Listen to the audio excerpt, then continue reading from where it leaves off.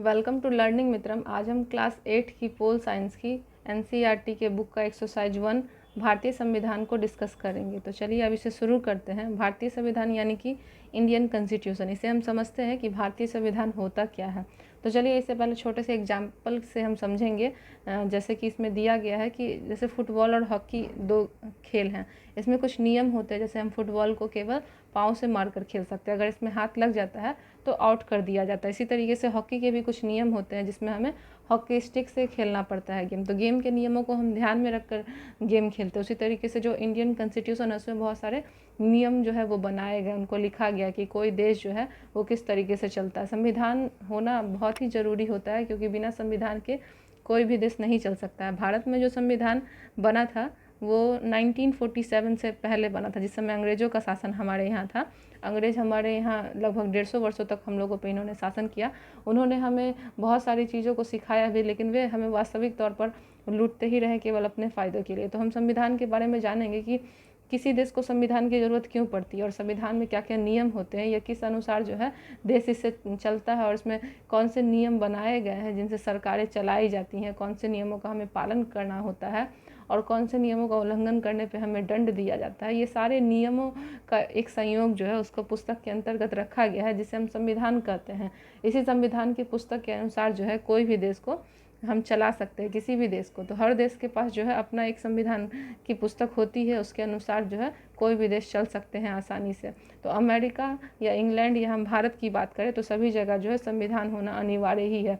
शायद ही कोई ऐसा देश होगा जहाँ संविधान नहीं होगा। अगर जिस जगह संविधान नहीं है वहाँ जो है संभव नहीं है कि देश जो है वो चल सके। तो चलिए हम इंडियन कॉन्स्टिट्यूशन के बारे में बात करते हैं कि भारत में जो है संविधान किस तरीके से बना और कैसे आया। तो जिस समय हमारे यहाँ अंग्रेज़ों का शासन था, 1934 में भारतीय राष्ट्रीय कांग्रेस ने संविधान सभा के गठन की मांग की थी। यह उस समय की कहानी है जिस समय अंग्रेज़ हमारे यहाँ राज कर रहे थे। वे अपने नियम अनुसार जो है शासन चला रहे थे। उनका एक अलग संविधान हुआ करता था जिसके अनुसार वे पूरी भारतीय व्यवस्था को चलाते थे, अपने को सर्वज्ञ समझते थे और भारत में भारतीय लोगों को ही किसी भी प्रकार का अधिकार नहीं देते थे। तो इस समय 19 सेंचुरी तक आते आते लोगों को अपने अधिकारों के बारे में जो है एहसास होने लगा था। यहाँ राजनेताओं ने और बहुत सारे ऐसे महान दार्शनिकों के द्वारा जो है लोगों में अपने देश के प्रति जो है राष्ट्रवाद की भावना जो वो उत्पन्न की गई, अपने देश के प्रति प्रेम और अपने अधिकार के बारे में बताया गया, जिससे हम लोगों ने क्या किया और हमारे नेताओं ने लड़कर जो है और यहाँ से अंग्रेज़ों को भगा दिया और 1947 तक जो है हमारा संविधान जो है वो बनना प्रारंभ हो चुका था। तो हम जानेंगे कि इसकी ज़रूरत कब पड़ी। तो जिस समय हमारे यहाँ अंग्रेज़ शासन कर रहे थे, 19 सेंचुरी की बात है, तो उस समय इंग्लैंड के लोगों ने किसी भी तरीके से भारतीयों को अधिकार नहीं दिया था, ना तो वोट डालने का अधिकार था, नहीं सरकार चुनने का। यहाँ पे जो भी सरकारें होती थी वो अंग्रेजी सरकार ही थी। तो भारतीयों को ये ज़रूरत महसूस होने लगी कि हमारा ही इंडिया है और हमारे ही ऊपर जो है वो अंग्रेज़ शासन मतलब संभालते हैं और वे ही शासन करते हैं। तो हमारा भी अपना कुछ अधिकार होना चाहिए। हमारे लोगों को वोट डालने का क्यों अधिकार नहीं है। यहाँ के नेताओं ने 1885 ईस्वी में कांग्रेस की स्थापना की थी, जिसमें कि लोग मतलब काफ़ी ज़्यादा भाग लिए हुए थे और बढ़ चढ़ कर इसमें बहुत ज़्यादा भागीदारी दिए हुए थे और चाह रहे थे कि हमारी शासन व्यवस्था में भारतीय व्यवस्था की स्थापना हो जाए। उन्होंने भारतीय संविधान को समझने का प्रयास किया और दिसंबर 1946 से नवंबर 1949 के बीच में जो है संविधान सभा ने स्वतंत्र भारत के लिए नए संविधान का एक प्रारूप तैयार करना शुरू कर दिया था। क्योंकि 150 सालों तक हम लोगों पे अंग्रेजी हुकूमत थी और उसके बाद जो है यहाँ के लोगों ने यह ज़रूरत समझा और भारतीय संविधान पर जो है कार्य आरंभ कर दिए थे। यहाँ पे देखिए आप एक चित्र दिया हुआ है जिसमें कि प्रधानमंत्री जवाहरलाल नेहरू ने संविधान को संबोधित किया है। आप चित्र देख सकते हैं कि इस समय भारतीय संविधान बनने का यह पहला चरण था। जो संविधान जो है शुरू हो चुका था, उसमें नियम और कानूनों की चर्चा की जा रही थी। हमने भारत के बारे में जाना कि भारत में किस तरीके से संविधान बनना शुरू हुआ और जिस समय 1947 में हमें आज़ादी मिल गई, तब भारतीय संविधान में भारतीय अधिकारों के बारे में, वोट डालने का अधिकार भारतीयों को किस तरीके से दिया जाए, इसमें कितने वर्ष होंगे, कौन से लोग वोट डाल सकते हैं और बहुत सारे क्या क्या नियम कानून होने चाहिए, इन चीज़ों के बारे में हम जानेंगे। सर्वप्रथम हम ये जान लें कि जिस समय अंग्रेज हमारे यहाँ थे तो वे हमारे ही लोगों में फूट डालो और शासन करो की नीति अपनाते थे। हिंदू को मुसलमानों से मतलब आपस में लड़वाते थे और खुद भी शासन करते थे। यहाँ के लोगों को गोरे काले में भेदभाव और गरीब अमीरी में भेदभाव का ये सारा अवगुण जो है अंग्रेज़ों के ही कारण जो है पैदा किया गया और भारतीयों को आपस में लड़वाकर अंग्रेज खुद ही शासन किया करते थे। जब भारतीयों ने इनकी ज़रूरतों को समझने का प्रयास किया कि भले ही आपको भी पता है कि भारत में रंग रूप जाति वेशभूषा के अलग अलग लोग यहाँ रहते हैं, लेकिन अगर हम एकता की बात करें तो सारे लोग यहाँ मिलकर जो है एक सूत्र में बंधे हुए हैं। जैसे कि हमारा भारत देश है, आप एक फूल की भांति समझ लीजिए कि फूल जो होते हैं वो अलग अलग होते हैं, चंपा चमेली इत्यादि। तो भारतीय भी हैं, वो फूलों की ही भांति अलग अलग है, लेकिन हम उन्हें एकता के रूप में माला में पिरोए हुए हैं। एक माले के रूप में जो है ये भारतीय एक साथ एकता का प्रतीक देते हैं। तो हमने भारतीय संविधान के बारे में जाना। अब हम चलिए नेपाल के बारे में जानते हैं। नेपाल के बारे में आपको जान लेना आवश्यक है कि 1990 ईस्वी में यहाँ पे लोकतंत्र के लिए संघर्ष हुआ था, क्योंकि लोकतंत्र उस समय पूरे जगह प्रचलित था और इसकी शुरुआत जो है वो फ्रेंच रेवोल्यूशन से हो गई थी। फ्रेंच रेवोल्यूशन 1789 ईस्वी की फ्रांसीसी क्रांति, उस समय से स्वतंत्रता के लिए जो है सभी लोग प्रयत्न करने शुरू कर दिए थे।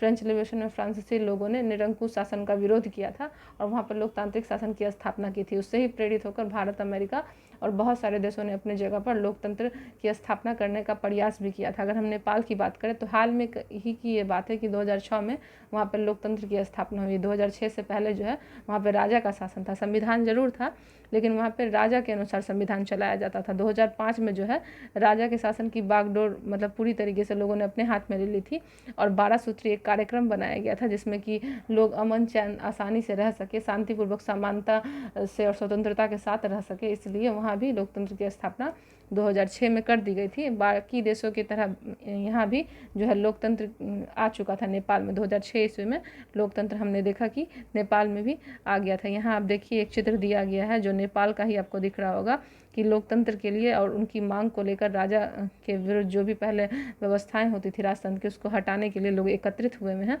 और यहाँ मांग कर रहे हैं कि किस तरीके से लोकतंत्र की यहाँ पे स्थापना हो सके। तो 2006 में आते आते जो है लोकतंत्र नेपाल में पूरी तरीके से आ गया था। यहाँ भी लोग जो है वोट के द्वारा जो है अपनी सरकार जो है वो चुन रहे थे। यहाँ पे राजतंत्र की समाप्ति हो गई और फिर जो है लोकतंत्र की स्थापना हो गई। हमने इन चीज़ों को जाना। चलिए अब हम समझते हैं। यहाँ एक चित्र कथा दिया हुआ है लोकतंत्र के बारे में कि लोकतंत्र होता क्या था। लोकतंत्र तो हम जानते भी है कि जनता का जनता के द्वारा जनता के लिए किया गया शासन है, जिसमें कॉन्स्टिट्यूशन यानी कि संविधान के अनुसार जो है प्रत्येक व्यक्ति को वोट डालने का अधिकार होता है। 18 वर्ष से यह वोट डालने की प्रक्रिया शुरू होती है और लोग क्या करते हैं, अपने अनुसार वोट डालते हैं और अपनी सरकार को चुनते हैं। यहाँ पे चलिए एक छोटा सा एग्जाम्पल दिया हुआ चित्र पत्र कथा के माध्यम से हम इसे सुनते हैं कि सुरेश जो है अपनी कक्षा में मॉनिटर है और वह दबंग किस्म का लड़का है। उसके सहपाठी भी उसे पसंद नहीं करते। क्लास टीचर श्रीमती राव अचानक किसी काम से बाहर जाना चाहती है। वह सुरेश को सब बच्चों का ख्याल रखने के लिए बोलकर चली जाती है। सुरेश मौके का फ़ायदा उठाता है और अनिल को तंग करने लगता है। अनिल, आज मैं राव मैडम से तुम्हारी शिकायत लगाने वाला हूँ, लेकिन मैंने किया क्या है। श्रीमती राव के लौटने पर जब आप कक्षा से बाहर गई तो अनिल ने शोर मचाकर सबको परेशान कर दिया। उसने मेरी बात भी नहीं सुनी। अनिल, आज तुम्हें छुट्टी के बाद यहीं रुकना पड़ेगा। तुम आज 100 बार लिखोगे कि मैं मॉनिटर को तंग नहीं करूँगा, लेकिन मैडम जी मैंने तो कुछ भी नहीं किया।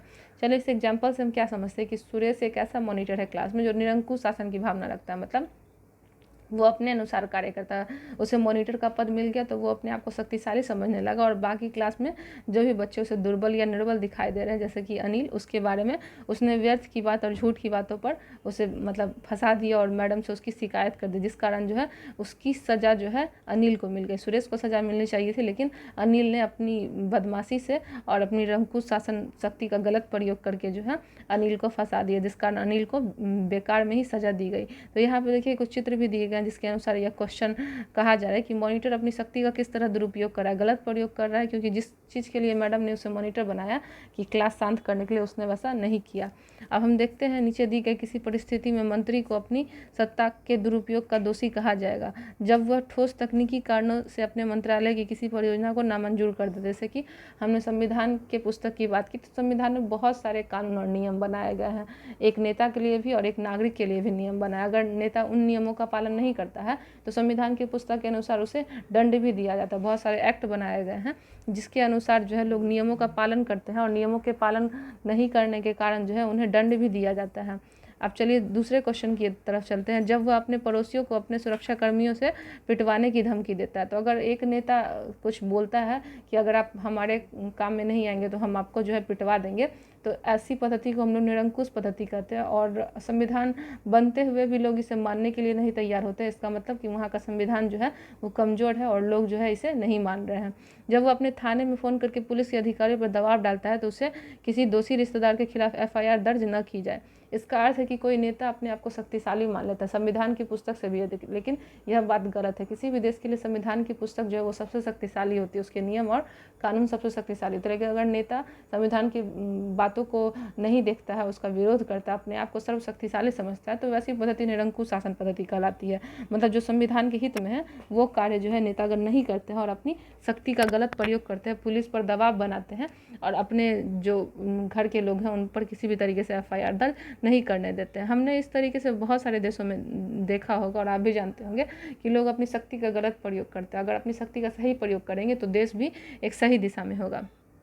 अब ये देखिए यहाँ पे कुछ चित्र दिए गए हैं जिन्हें हम समझते हैं। यहाँ पे खेलों की घंटी शुरू होती है और यहाँ पे लिखा जा रहा है कि चलो आज कुछ अलग अलग खेल खेलते हैं, बास्केटबॉल नहीं, हम तो क्रिकेट खेलेंगे। यहाँ पे देखिए एक लड़का का ग्रुप है और एक लड़की का ग्रुप है, जिसमें लड़की जो है वो बास्केटबॉल खेलना चाहती है और लड़के के ग्रुप जो है वो क्रिकेट खेलना चाहते हैं। और यहाँ लड़कियाँ बोलती हैं कि हमें वही सदा करना होता है जो लड़के चाहते हैं। मतलब इस तरीके का समाज क्यों? हमारे यहाँ जो संविधान है वो क्या है, पुरुष प्रधान समाज है और संविधान के अनुसार भी मतलब जो शक्तियाँ होती हैं वो पुरुषों के ही हाथ में होती है। पुरुषों को घर के कार्य दिए जाते हैं और महिलाओं को, पुरुषों को बाहर के कार्य दिए जाते हैं, घरेलू कार्य से मुक्त कर दिया जाता है और महिलाओं को घरेलू कार्य दिए जाते हैं, उन्हें बाहर की भागीदारी नहीं दी जाती है। अगर हम शुरुआत में बात करें भारत की, तो जिस समय भारत में वोट डालने की प्रक्रिया आरंभ हुई थी तो शुरुआत में महिलाओं को भी अधिकार नहीं दिया गया था। अगर हम पूरे विश्व की बात भी करें तो हर संविधान की पुस्तक में कहीं भी हमें यह देखने को नहीं मिलता था कि जो मनुष्य है उसमें महिलाओं को अधिकार वोट डालने का दिया गया हो कहीं भी।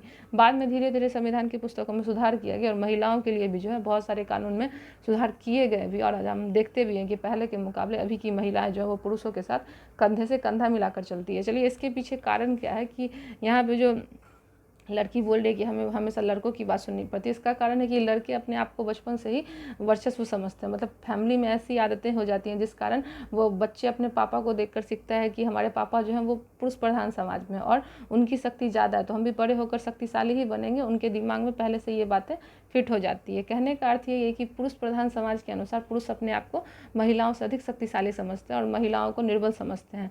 जहाँ हम लोग चित्र के माध्यम से भी देखें, अब यहाँ पे देखिए शिक्षक इसी विवाद पर दोनों पक्षों का जब हल निकालने के लिए जाते हैं तो हाँ हम जीत गए और यह तो होना ही था, लड़कों की संख्या कक्षा में ज़्यादा थी। जैसा कि यहाँ पे कहा भी गया कि देखिए लड़कों की संख्या ज़्यादा थी इसलिए लड़के ने जो खेल के बारे में कहा उसी खेल को दोबारा खिलाया गया और लड़कियों के बारे में जो खेल की मांग थी कि वे उन खेलों को खेलें तो लड़कियों के खेलों की बात को नहीं ध्यान में दिया गया, क्योंकि यहाँ पे पुरुष प्रधान समाज है और पुरुषों की ही तुलना ज़्यादा होती है महिलाओं से। हर काम में जो है उन्हें ही शक्तिशाली समझा जाता है। तो ऐसे समाज को हम निरंकुश समाज कहते हैं जहाँ पे पुरुष प्रधान समाज होता है।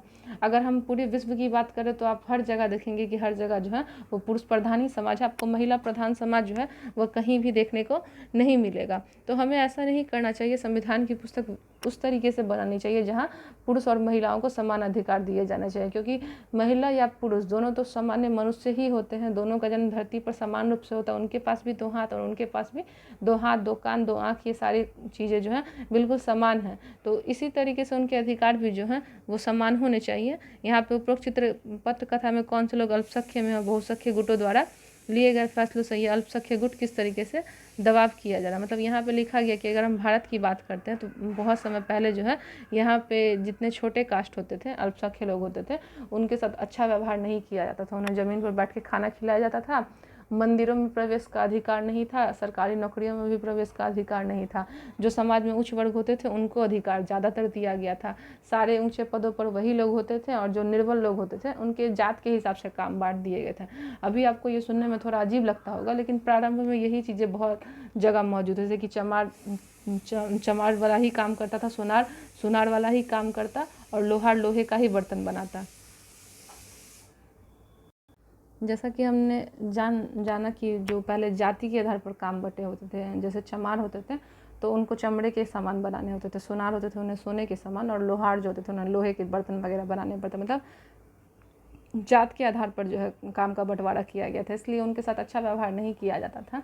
धीरे धीरे जो है संविधान में बहुत ज़्यादा सुधार भी किया गया, जिसकी चर्चा हम आगे भी देखेंगे कि किस तरीके से जो है मतलब अल्पसंख्यक वर्ग जो है उनको ऊपर उठाने का प्रयास किया गया। बहुत सारे नेताओं और बहुत सारे दार्शनिकों के प्रयासों के द्वारा जो है भारत ही नहीं संपूर्ण विश्व में जो है उनके अधिकारों के बारे में चर्चा भी की गई, ताकि वे सामान्य वर्ग के बराबरी में आ जाए। हम इनके दोषों को देखेंगे, इनके गुण और अवगुण को भी देखेंगे। चलिए यहाँ पे एक एग्जाम्पल दिया जा रहा है, उसे हम समझते हैं कि शबनम दुविधा में है कि उसे कुछ तय करना है। कल उसकी एक परीक्षा है और उसको एक अध्याय पढ़ना है, लेकिन इस समय तो मेरा पसंदीदा टीवी कार्यक्रम आ रहा है, इसे देखने के बिना मैं नहीं रह सकती। मतलब उसका मन करे कि वो जाकर अगर देख ले, लेकिन उसकी कल परीक्षा भी है। तो वो क्या सोचती है कि शबनम के माता पिता पूछते हैं कि तुम परेशान लग रही हो बेटी, तो इसलिए शबनम बोलती है कि मुझे टीवी कार्यक्रम देखना है, लेकिन कल मेरी परीक्षा है। अगर आप लोग टीवी देखेंगे तो मेरा भी मन करेगा, आप लोग नहीं देखें तो मेरा भी मन नहीं करेगा, मैं पढ़ूंगी। शबनम इस बात से थोड़ा खुश होती है कि चलो घर के लोगों ने टीवी नहीं देखा तो अच्छा हुआ। वो इस पर विचार करती कि मैंने टीवी नहीं देखा, मैंने पढ़ लिया, क्योंकि आज जो परीक्षा में क्वेश्चन पूछे गए हैं वो जो कल मैंने पढ़ा था उसी के अनुसार है। तो शबनम इस बात पर क्यों खुश हो रही है कि उसने टीवी नहीं देखा। ऐसी स्थिति में आप क्या करते हैं? तो यह विचार तो उसका अच्छा ही है, क्योंकि उसने उस समय पढ़ लिया। अगर पढ़ लिया तो इसलिए उसे अगले दिन वो काम आए और वो उसे लिख सकी। हमारे लिए जो चीज़ें आवश्यक है हम वो भी कर सकते हैं, जिस समय मनोरंजन का कार्य है वो करें, और जिसमें पढ़ने की क्रियाकलाप है वो हम कर सकते हैं। अब चलिए आगे की ओर समझते हैं। यहाँ पे कुछ उदाहरण दिए जा रहे हैं कि मतलब उदाहरण है कि नेपाल में लोकतंत्र के लिए चले आंदोलन की सफलता के बाद वहाँ के लोगों ने एक नया संविधान अपनाया। इसमें मूलभूत नियम क्या है, ये कैसे आदर्श में पता चलता है कि हम किस तरह की शासन व्यवस्था में रहना चाहते हैं। इसका अर्थ यह है कि पूरे विश्व में लोकतंत्र की एक मतलब आवश्यकता हो गई थी और लोग लोकतंत्र के ही पीछे भाग रहे थे। हर देश चाह रहा था कि हमारे यहाँ लोकतंत्र की स्थिति आ जाए। हमने क्या देखा, नेपाल में 2006 में लोकतंत्र की स्थापना, उससे पहले राजतंत्र की स्थापना थी। बहुत समय लगा लोकतंत्र की स्थापना करने में, लेकिन लोगों ने अपने प्रयास से अंततः यह कार्यक्रम सफल भी कर लिया। वहाँ पे लोकतंत्र की स्थापना हुई और पुरानी जो राजतंत्र व्यवस्था थी उसको समाप्त कर दिया गया।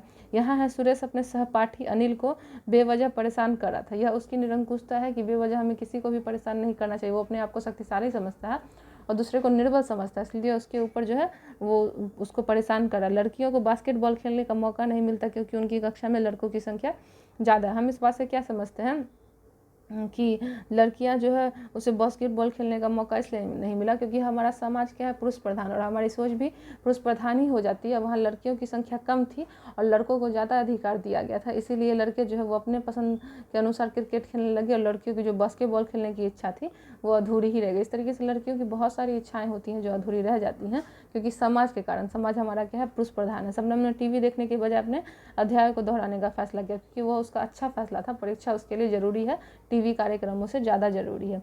अब चलिए हम लोग भारतीय संविधान की मुख्य लक्षणों को जानते हैं। जिस समय हमारे यहाँ मतलब अंग्रेज सब थे तो भारतीय राष्ट्रीय आंदोलन के दौरान ही क्या किया गया था, अंग्रेजों को यहाँ से वापस लौटाने का कार्यक्रम बनाया गया था। महात्मा गांधी, जवाहरलाल नेहरू और बहुत सारे ऐसे नेतागण थे जिन्होंने मिलकर अंग्रेजों को यहाँ से मार भगाने का प्रयत्न किया और वे अंततः सफल भी रहे थे। यहाँ पे एक चित्र दिया गया है। संविधान सभा के सदस्यों के बीच एकता की एक जबरदस्त भावना थी और भावी संविधान के एक प्रावधान पर जमकर चर्चा हुई। सभी लोग सहमति विकसित करने के लिए बारे में गंभीर थे। उपरोक्त चित्र के माध्यम से सरदार वल्लभ भाई पटेल दिखाई दे रहे जो संविधान सभा के एक महत्वपूर्ण सदस्य थे। उस समय जिस समय अंग्रेज हमारे यहाँ थे और हम पर अधिकार किए हुए थे तो उनके पास जो भी कार्यकर्ता थे इंडिया के लोगों में, वे केवल बड़े लोगों को उस कार्य पर रखे हुए थे। जो मतलब जनरल कास्ट के होते थे उन लोगों को, ब्राह्मण कास्ट या फिर और क्षेत्रीय वर्ग के जो लोग थे उन लोगों को रखा गया था अंग्रेजों की तरफ, जो पढ़े लिखे लोग होते थे। लेकिन बाकी जो अन्य निर्बल लोग थे, अल्पसंख्यक लोग थे, उन पर अंग्रेजों का ध्यान भी नहीं जा रहा था। उन्होंने एक मानसिकता बना दी थी कि जो मतलब अल्पसंख्यक लोग हैं उनका मंदिर में प्रवेश करना निषेध है, उनको उच्च शिक्षा पाने का अधिकार नहीं है। बहुत सारे ऐसे नियम थे जिसमें भारतीय नेताओं ने समझने का प्रयास किया और अपने अधिकारों के लिए लड़ने का भी प्रयास किया। महात्मा गांधी ने भी बहुत सारे ऐसे स्लोगन बनाए जिसके तहत लोगों को अपने अधिकारों के प्रति, उन्हें पहचानने के प्रति प्रेरित किया गया। और इसी तरीके से भारतीय राष्ट्रीय आंदोलन में इन लोगों ने मुख्य भूमिका निभाई। और जिस समय इंडियन कॉन्स्टिट्यूशन का निर्माण हो रहा था तो इसमें लगभग 300 लोगों ने उस समय योगदान दिया था और 1946 में जो है एक संविधान सभा के लिए गठन भी किया गया था, जिसमें 1946 के संविधान सभा में 300 लोग जो है वो गठित हुए थे। एक साथ इन लोगों ने मिलकर जो है संविधान का निर्माण भी तैयार किया था। संविधान की बैठक भी होती थी जिसमें कि किस तरीके से अंग्रेजों को यहाँ से भगाया जाए और किस तरीके से हमारी व्यवस्था को सुदृढ़ किया जाए। अंग्रेज 1946 में हमारे यहाँ थे, 1947 में हमें उनसे आज़ादी मिली। तो इसलिए उससे पहले संविधान का निर्माण तय हो चुका था। और हमने देखा भी था, मतलब आपने भी पढ़ा होगा कि जवाहरलाल नेहरू को जब यह एहसास हो गया कि अंग्रेज अब हमारे यहाँ से चले जाएंगे, तो संविधान निर्माण का कार्यक्रम जो है बहुत सारे नेताओं ने मिलकर आगे प्रयास करना शुरू कर दिया था, जिसमें 1885 की जो कांग्रेस की व्यवस्था थी उनका महत्वपूर्ण स्थान था। इन लोगों ने मिलकर जो है भारतीय संविधान को तैयार करना शुरू कर दिया। किस तरीके से अंग्रेज हमारे ही धरती पर हमें अधिकार नहीं देते हैं, वोट का अधिकार और बाकी अल्पसंख्यकों का भी अधिकारों को शामिल किया गया। भारत की आवश्यकता को समझी गई और पूरी तरीके से किस तरीके से भारतीय व्यवस्था को सुदृढ़ किया जाए, इसमें सभी लोगों ने एकता का प्रतीक दिया। सब लोगों ने मिलकर जो है पूरी तरीके से जो है भारतीय संविधान का निर्माण करने के लिए प्रयासरत रह गए। हमने उस समय देखा भी, आप लोगों को मालूम होना चाहिए कि पाकिस्तान जो है वो कभी भारत का ही एक अंग हुआ करता था, लेकिन अंग्रेज़ों ने फूट डालो और शासन करो की नीति अपनाकर जो है हिंदुस्तान से मुसलमानों को अलग कर दिया। और वहाँ पे मोहम्मद अली जिन्ना ने और बहुत सारे ऐसे मुस्लिम नेता थे जिन्होंने पाकिस्तान की मांग करने लगे और पाकिस्तान को अलग करने की मांग पे वे लोग अड़े रहे। और 1947 में जिस समय हमें आज़ादी मिली 15 अगस्त के दिन, उस समय 14 अगस्त की रात को जो है ये लोग पाकिस्तान का बंटवारा लेकर अलग हो गए थे।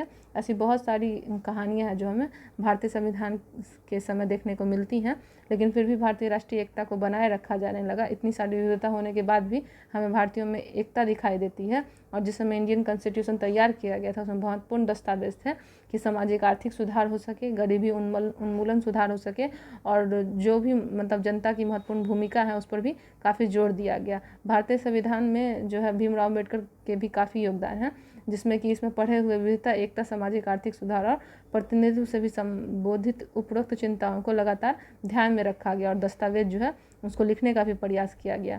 देखिए यहाँ पे बाबा भीमराव अम्बेडकर का एक चित्र दिया गया जिसमें भारतीय संविधान का इनको जनक कहा जाता है।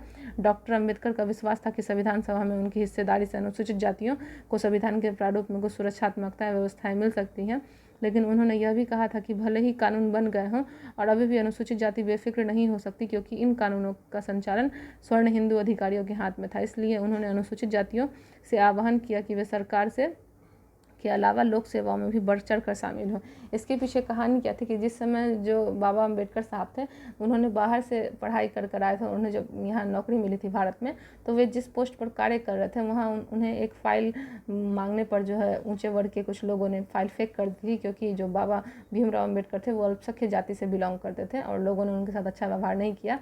उस दिन उन्होंने प्रण लिया और उनके पास जो भी सरकारी नौकरी थी उनका उन्होंने त्याग किया और अल्पसंख्यकों के लिए लोग लड़ पड़े। इसलिए इनको अल्पसंख्यक का भगवान भी कहा जाता है। इन्होंने अल्पसंख्यकों के लिए बहुत सारे कार्य किए, लेकिन इनका यह मानना था कि इंडियन कॉन्स्टिट्यूशन में उन्हें तभी मतलब अधिकार मिलेगा जब वे सारे चीज़ों में बढ़ चढ़ कर हिस्सा लेंगे। अगर वे पीछे हट जाएंगे तो फिर से उन्हें दबा दिया जाएगा। तो इनके योगदान जो है वो काफ़ी ज़्यादा अमूल्य थे भारतीय संविधान में, इसलिए इनको इनका जनक कहा जाता है भारतीय संविधान का, बाबा भीमराव अम्बेडकर को। अब भारत की जो संविधान की व्यवस्था है उसको अलग अलग भागों में भी बांटा गया कि किस तरीके से भारत में व्यवस्थाएं हैं। संघवाद अगर हम जाने तो भारत में जो संघवाद है इसका मतलब क्या है कि देश में ज़्यादातर स्तर की सरकारों का होना, मतलब यहाँ पे एक सरकार नहीं है, अलग अलग सरकारें। क्योंकि भारत विविधता वाला देश है तो यहाँ पे सरकार भी अलग अलग है, यहाँ पे पार्टियाँ भी अलग अलग हैं, और इतनी पार्टी होने के बावजूद हमें कभी विभेद भी देखने को मिलता है। हमने कक्षा 6 में इसके बारे में थोड़ा सा जाना था, कक्षा 7 में हमने इसे डिटेल में जानेंगे कि हम भी जानते हैं कि यहाँ पे जो सरकारें हैं वो राज्य सरकार और प्रांतीय सरकार 2 भागों में बटी होती हैं, और जो भी पार्टियाँ होती हैं वो चुनाव लड़ती हैं। चुनाव लड़ने के बाद जिनको भी ज़्यादा वोटिंग आता है वो जीत जाती हैं। तो हम देखते हैं कि एक राज्य सरकार होती है, सेंट्रल सरकार, जिसके पास शक्तियाँ अधिक होती हैं, और प्रांतीय सरकार होती हैं। जो भी शासन व्यवस्था चलाई जाती हैं उनको 2 भागों में विभक्त करके जो है शासन व्यवस्था चलाई जाती है। आधा कार्य जो है वो प्रांतीय शासन को दिया जाता है, आधा कार्य जो वो राज्य सरकार को दिया जाता है। दोनों सरकारें मिलकर संचालन करती हैं, और जो भी सरकारी कानून बनाए गए हैं संविधान की पुस्तक के अनुसार उनका कार्य किया जाता है दोनों। अगर प्रांतीय सरकारों को किसी भी चीज़ की आवश्यकता होती है तो राज्य सरकार उन्हें सहायता करती है। संसदीय शासन प्रणाली दूसरा है। इसमें क्या है कि सरकार के सभी स्तरों पर प्रतिनिधियों का चुनाव लोग खुद करते हैं। चूँकि हमारी जो व्यवस्था है वो लोकतंत्र है और यहाँ पर जनता द्वारा जो है संसदीय शासन पद्धति में चुनाव किया जाता है सरकार का। इसमें 18 वर्ष के लोग और उससे ऊपर के लोग क्या करते हैं, वोट डालते हैं, और वोट के आधार पर ही जो है सरकार का चुनाव किया जाता है। यह भी संविधान की पुस्तक में ही लिखा गया है।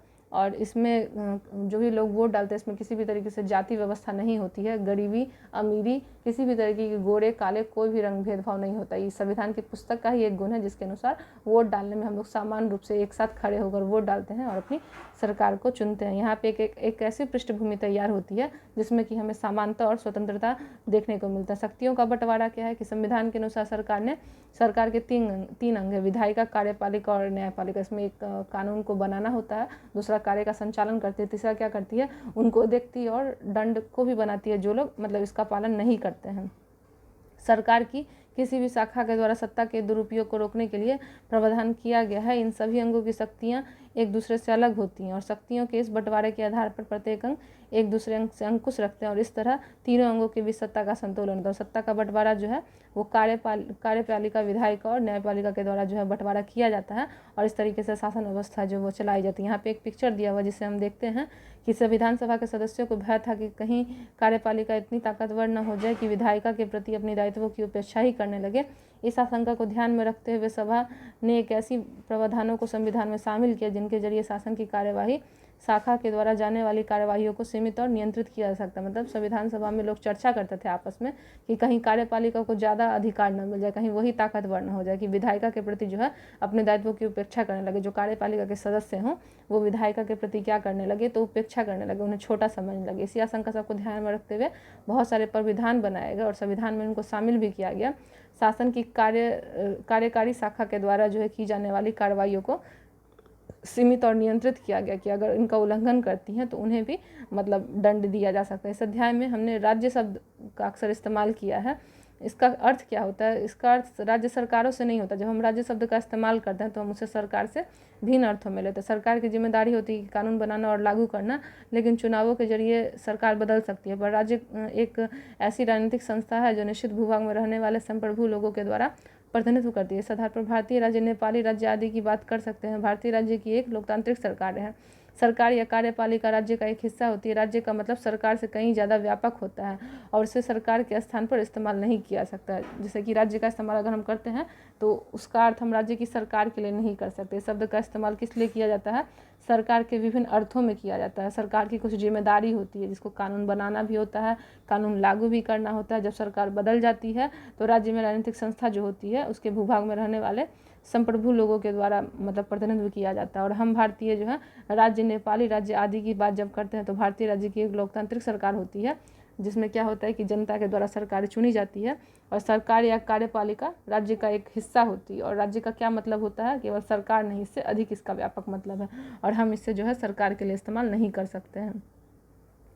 यहाँ पूछा जा रहा है अपने शिक्षक के साथ चर्चा कीजिए, राज्य और सरकार के बीच क्या फ़र्क होता है। हमने इस चीज़ को पढ़ा भी और समझा भी। हम अपने मौलिक अधिकार के बारे में जानेंगे कि मौलिक अधिकारें हमारी क्या होती हैं। मौलिक अधिकार जो होते हैं वो अंतरात्मा कहलाती हैं भारतीय संविधान की। औपनिवेशिक शासन के राष्ट्रवादियों के दिमाग में राज्य के प्रति संदेह भावना पैदा कर दिया था, इसलिए राष्ट्रवादी चाहते थे कि स्वतंत्र भारत में राज्य की सत्ता का दुरुपयोग किए बिना लिखित अधिकार होने चाहिए। लिहाजा मौलिक अधिकार के सभी नागरिकों को राज्य की सत्ता के मनमाने और निरंकुश इस्तेमाल से बचाते हैं। इस तरह संविधान राज्य और अन्य व्यक्तियों के समक्ष व्यक्तियों के अधिकारों की रक्षा करता है। मौलिक अधिकार हर व्यक्ति का अधिकार होता है और इसलिए हम इसे भारतीय संविधान की अंतरात्मा कहते हैं, क्योंकि जब भी मौलिक अधिकार बनाए गए थे तो वो सबके हित में बनाए गए थे। उनको संविधान की पुस्तक में लिखा जाना अनिवार्य था, क्योंकि वो लिखे रहेंगे तो सभी लोग पालन इसका भी करेंगे। और इसमें था क्या कि जो अल्पसंख्यक समुदाय के लोग थे उनके अधिकारों को इसमें मुख्य रूप से शामिल किया गया।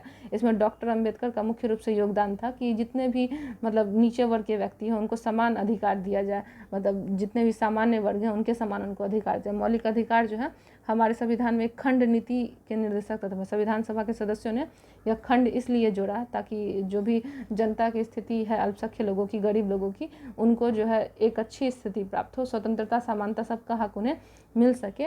और इन सिद्धांतों के जरिए जो है मार्गदर्शक के रूप में हमेशा हम इसे अपने सामने रख सकते हैं, अपने अधिकारों को हम समझ सकते हैं। और चलिए, जो भारतीय संविधान में मौलिक अधिकार है जिसमें समानता का अधिकार है, स्वतंत्रता का अधिकार है, शोषण के विरुद्ध अधिकार है, उसके बाद धार्मिक स्वतंत्रता का अधिकार है, सांस्कृतिक और शैक्षणिक अधिकार है, संवैधानिक उपचार का अधिकार है। पहले इनकी संख्या 7 होती थी, लेकिन अब जो है 44वें संशोधन के अनुसार जो है इसे हटा दिया गया है और केवल 6 अधिकारों को रख दिया गया। समानता के अधिकार में क्या है कि सभी लोग जो है कानून की नज़र में एक समान है। किसी भी धर्म, जाति या लिंग के अनुसार जो है भेदभाव नहीं किया जाएगा। खेल मैदान या होटल कोई भी जगह हो, वहाँ पे सबको बराबरी का हक दिया जाएगा। शिक्षा व्यवस्था में भी स्वतंत्रता का अधिकार क्या है कि भारतीय संविधान के अनुसार कोई भी व्यक्ति को अपनी भाषण की स्वतंत्रता है, कोई भी वो संगठन बना सकता है और देश की कई भाग में भी आने जाने की स्वतंत्रता उन्हें है। कोई भी लोग अपने व्यवसाय किसी भी तरीके से शुरू कर सकते हैं। शोषण के विरुद्ध अधिकार क्या है कि हम मानव व्यापार नहीं कर सकते हैं और 14 वर्ष से कम उम्र के बच्चों को हम कार्य नहीं करवा सकते। धार्मिक स्वतंत्रता क्या है कि हमें अपने धर्म के अनुसार, यदि हमें कोई भी धर्म पसंद है तो हम क्या कर सकते हैं, उसके अनुसार कार्य कर सकते हैं। यहाँ किसी भी तरीके से रोका टोका नहीं जाएगा। हमने शैक्षणिक अधिकार के बारे में जाना कि मतलब संविधान के अनुसार जो है किसी भी भाषा के लोग और किसी भी धार्मिक लोग जो है अपने सैनिक संस्थान खोल सकते हैं। इसमें किसी भी तरीके से हस्तक्षेप नहीं किया जाएगा। संवैधानिक उपचार का तरीका क्या है, यदि किसी नागरिक को लगता है कि राज्य द्वारा उनके मौलिक अधिकारों का हनन हुआ है तो वे क्या कर सकते हैं, इसके विरुद्ध में अदालत में अपने मतलब जो भी कार्य है उनको वे जाकर बोल सकते हैं और अपने जिस भी अधिकार का उल्लंघन हुआ है उसके खिलाफ केस भी दर्ज कर सकते हैं। हमारे इतने सारे मौलिक अधिकारों में जो है अभी भी बहुत सारे मौलिक अधिकारों का उल्लंघन होना। हम अपने आसपास देखते हैं कि एक छोटा बच्चा जो है 13 साल का है, वो कारखाने में काम करता है और यदि कोई राज्य कोई दूसरे नेता के लोगों को अपने राज्य में काम करने से रोकता है और किसी जनसमूह को राजस्थान में तेलुगु माध्यम से स्कूल नहीं खोलने जाने की सलाह दी जाती है, यदि किसी सरकार सशस्त्र बलों में कार्य किसी अधिकारी के लिए पदोन्नति नहीं करते हैं तो वह अधिकारी महिला है। मतलब हमने यहाँ देखा कि हमारे मौलिक अधिकार के बाद भी हनन हो रहा है। अगर इस तरीके से आपके भी इलाके में मौलिक अधिकारों का हनन हो रहा है तो आप क्या कर सकते हैं, उनका विरोध कर सकते हैं। धर्मनिरपेक्षता का अर्थ क्या है कि हमारी संविधान के पुस्तक के अनुसार धर्म लोग अपने अनुसार ग्रहण कर सकते हैं। भारत में संविधान के अनुसार किसी भी तरीके से लोगों को धर्म पर रोक टोक नहीं दिया गया है। लोग अपने अनुसार धर्म को परिवर्तन भी कर सकते हैं और जो भी उन्हें धर्म है हम उन्हें उन पे किसी भी तरीके से बदलाव भी कर सकते हैं और हम पे मतलब क्या कहते हैं राज्य के अनुसार या देश के अनुसार किसी भी तरीके का प्रतिबंधन नहीं लगाया गया है। तो संविधान में इन सब बातों की ज़रूरत महसूस की गई और लोकतंत्र के साथ साथ जो है धर्मनिरपेक्षता का अधिकार जो है वो भारत में दिया गया। अगर हम बाकी देशों की बात करें तो उन सभी जगहों पर एक ही धर्म है, अलग अलग धर्म नहीं है, लेकिन भारत विविधता वाला देश है, इसीलिए इनकी ज़रूरत महसूस की गई और भारतीय संविधान में इन मुख्य बिंदुओं को रखा गया। देखिए यहाँ पे एक तस्वीर है 24 जनवरी 1950 ईस्वी को संविधान सभा के विभिन्न सदस्य अपनी आखिरी बैठक में संविधान की एक प्रति पर हस्ताक्षर कर रहे हैं। ऊपर वाले चित्र में प्रधानमंत्री जवाहरलाल नेहरू दस्तखत कर रहे हैं, दूसरे चित्र में डॉक्टर राजेंद्र प्रसाद और सबसे नीचे चित्र में दाएं से बाएं क्रम में ये लोग दिखाई दे रहे हैं। श्री जयराम दास दौलत राम, खाद्य एवं कृषि मंत्री राजकुमारी अमृत कौर, स्वास्थ्य मंत्री डॉक्टर जॉन मथाई, वित्त मंत्री सरदार वल्लभ भाई पटेल, उप प्रधानमंत्री उनके पीछे जगजीवन राम और श्रम मंत्री खड़े हैं। इन देखिए ये सारे लोग यहाँ पे जवाहरलाल नेहरू आपको दिख रहे हैं, डॉक्टर राजेंद्र प्रसाद दिख रहे हैं। ये लोग अपने अपने कार्य के अनुसार जो है शपथ ग्रहण करने के बाद जो संविधान के पुस्तक पर हस्ताक्षर कर रहे हैं, जो भी कानून जो है वो बनाए गए हैं। संविधान में मूल कर्तव्यों का उल्लेख किया गया, हमने जाना भी और आप भी पता लगाएं अपने कि 11 जो मूल कर्तव्य होते क्या हैं, उनको हम एक बार डिस्कस कर लेते हैं कि ये 11 मौलिक कर्तव्य क्या होते हैं। आप उन्हें याद रखें और हमारी भारतीय प्रस्तावना जो है आप उन्हें भी याद रखें। इन तीनों चीज़ों को याद रखना अनिवार्य है अगर आप भारत के नागरिक हैं। तो चलिए एक बार जो 11 मौलिक अधिकार हैं हम उनको डिस्कस कर लेते हैं, जिसमें संविधान का पालन करें और उसके आदर्श संस्थाओं में राष्ट्र ध्वज एवं राष्ट्रीय गीत का आदर करें कि संविधान के अनुसार हमें राष्ट्रीय ध्वज का आदर करना है और राष्ट्रीय गीत का भी। स्वतंत्रता के लिए राष्ट्रीय आंदोलन को प्रेरित करने वाले उच्च आदर्शों को हृदय में संयोजे रखना है। अगर जो भी राष्ट्रीय आंदोलन के द्वारा जो नियम होते हैं और जो स्वतंत्रता के प्रति हमारे आदर्श हैं उनको हम अपने हृदय में संयोजित रखें, अपने देश के प्रति प्रेम को उत्पन्न करें। भारत में संप्रभुता, एकता और अखंडता की रक्षा करें और उसे अक्षुण्ण रखें। देश की रक्षा करें और आहन किए जाने पर राष्ट्र की सेवा करें। भारत के सभी लोगों में समरसता और समान भ्रातृत्व की भावना का निर्माण करें। जो धर्म, भाषा और प्रदेश या वर्ग आधारित सभी प्रकार के भेदभाव से परे हों। ऐसी प्रथाओं का त्याग करें जो स्त्रियों के सम्मान के विरुद्ध हों। हमारी सांस्कृतिक संस्कृति की गौरवशाली परंपरा का महत्व समझें और उसका परीक्षण करें। प्राकृतिक पर्यावरण जिसके अंतर्गत वन, झील, नदी और वन्य जीव आते हैं उनकी रक्षा करें, संवर्धन करें तथा प्राणी मात्र के लिए दया भाव रखें। वैज्ञानिक दृष्टिकोण से मानववाद और ज्ञान अर्जन तथा सुधार की भावना विकसित करें। सार्वजनिक संपत्ति को सुरक्षित रखें और हिंसा दूर करें। व्यक्तिगत और सामूहिक गतिविधियों के सभी उत्कर्ष की ओर बढ़ने का सतत प्रयास करें जिससे कि राष्ट्र प्रगति की ओर निरंतर बढ़ते हुए उपलब्धि की नई ऊंचाइयों को छू ले। 6 से 14 वर्ष की आयु के बीच के बच्चों को शिक्षा के अवसर पर उपलब्ध कराना, यह कर्तव्य 86वें संशोधन के अधिनियम के अनुसार 2 में जोड़ा गया। हमने 11 मौलिक कर्तव्यों को सुना और जाना कि मतलब भारत के हित में किन किन चीज़ों की बात की गई है, उन सब को जाना। आप भी क्या करें, इनकी एक तस्वीर बनाएं और इन मौलिक अधिकारों को याद रखें, ताकि ये आपके लिए भी जो है वो आगे के परीक्षाओं में कार्य आ सके और इन्हें याद रखना जो है वो अनिवार्य भी है। तो चलिए अब ये हम वीडियो जो है इसे एंड करते हैं, यह चैप्टर भी अब समाप्त हुआ। आप इसे लाइक ज़रूर करें, आपको वीडियो अच्छा लगा हो तो कमेंट करें, सब्सक्राइब करें और बेल आइकन दबाकर नोटिफिकेशन ऑन कर लें और इसे अपने दोस्तों में भी अधिक से अधिक शेयर करें। Thank you.